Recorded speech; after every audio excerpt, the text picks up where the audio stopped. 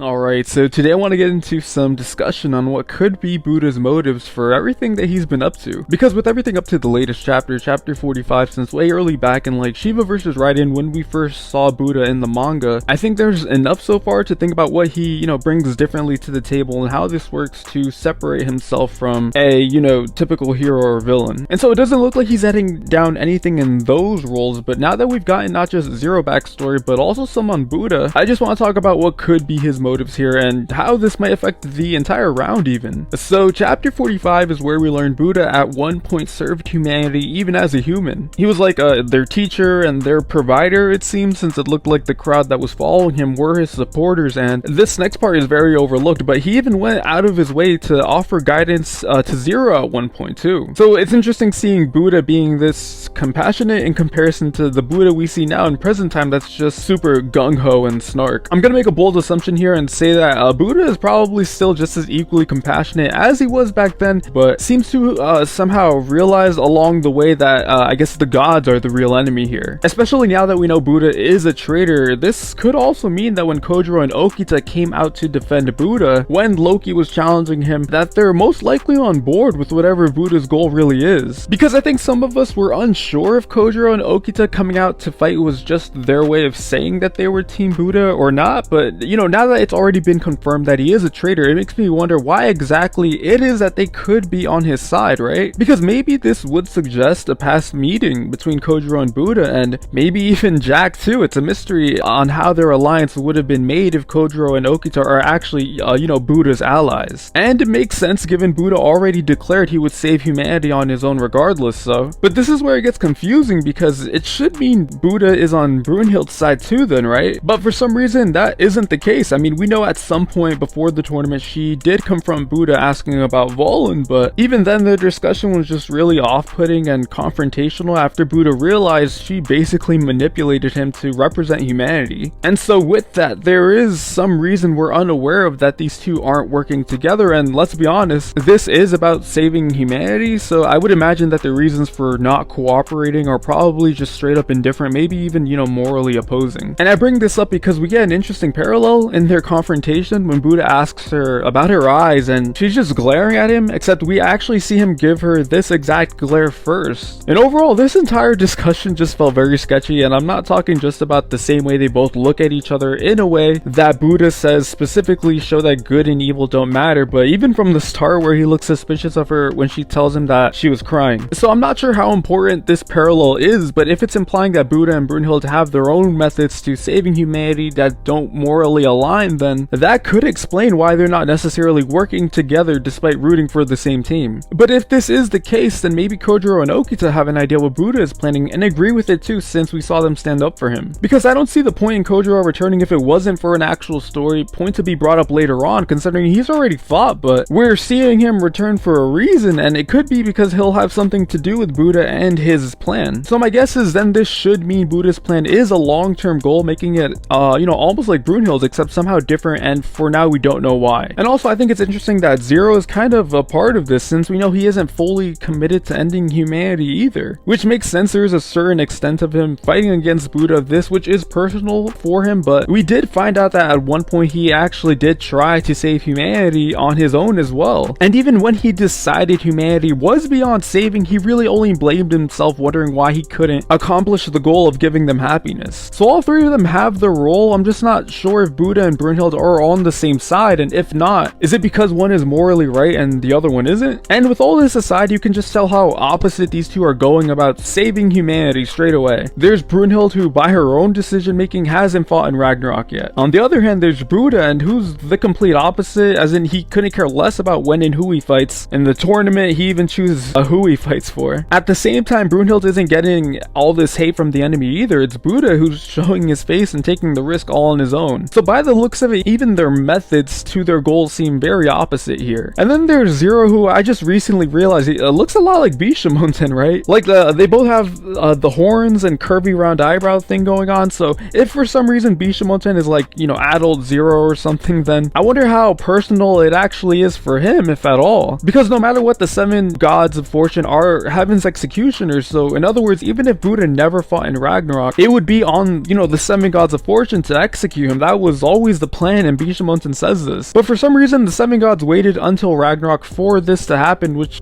makes me wonder, well, what was their plan? And is this something, you know, beyond execution? Like, are they trying to prove a point here? And since Bishamonten looks like the leader of them all, I wonder how Zero fits into, you know, the whole theme of saving humanity. And while Buddha's whole endgame might be on, you know, the controversial side, I think this would also help clear up why he doesn't mind fighting big name fighters like Zeus or even standing up to Odin, because if his plan is in the long term, similar to how Brynhild thinks sacrificing the Valkyries and the soul of, you know, humanity's best warriors is worth it if humanity can live 1,000 years, then it could be that it doesn't matter to Buddha if he lives or dies, because he's already guaranteed the success of his plan whether he lives or not. And to be fair, I think that would explain why he's so fearless against Zeus and Odin, because he has the courage and purpose behind the motives anyway. So, and if Bishamonten is like a version of Zero who learned about being a god and the proper way to save humanity, whatever you want to call it, then I think it'll be interesting seeing Bisha try to argue against Buddha's reasons for fighting and the betrayal. Because in my opinion, even Bisha is an important character for me here too, and when we saw him tell Abisu to stand down against Jack, he says very specifically that he wouldn't tolerate any wanton killing. So there is a sense of justice Bisha has that could be a part of all this too, so I'm interested to see how Buddha and his endgame will come around to it. Alright guys, so I'm gonna leave it there. Let me know what you think, if you agreed or if you disagreed. I know there's a lot of hype rating on Buddha at the moment, so hopefully chapter 46 helps you know, clear the air a bit here. And now that we're at the end of the video, I just want to say thank you to all of you who support me. The channel just got to 500 subscribers, so thank you to everyone who's part of the support. I'm not really sure if this is like a big thing to celebrate. I'm just kind of taking my time with the channel and trying to figure out, you know, how to do more. But regardless, you know, thank you so much. I'll try and figure out what else I could do for the channel. Again, maybe